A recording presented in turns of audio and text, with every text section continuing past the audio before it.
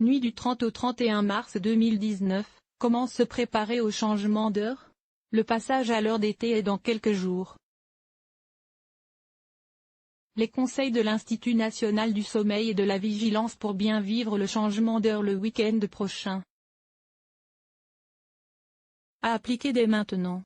Près de la moitié des Français connaissent des difficultés d'endormissement, 40% déclarent souffrir d'un trouble du sommeil et un quart somnolent dans la journée. Pour pallier cette déficience de sommeil de la semaine, les Français se rattrapent le week-end en se levant plus tard. 1h30 pour les 35-54 ans, 11 minutes seulement pour les 65-75 ans.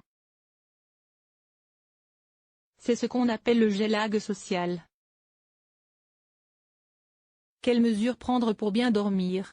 Tout d'abord, il y a les mesures collectives, l'adoption définitive de l'heure d'hiver. Si la suppression du changement d'heure semble ce profiler pour 2021, la majorité des Français ayant voté ont dit préférer l'heure d'été. Or, les spécialistes rappellent qu'il est préférable d'adopter l'heure standard, soit l'heure d'hiver. Ce qui n'est pas gagné. Le retardement des horaires d'arrivée à l'école le matin pour les collégiens et les lycéens, car leur horloge biologique a une tendance naturelle à se retarder. En dormant 1 heure de plus, des études montrent que leurs résultats scolaires seraient meilleurs.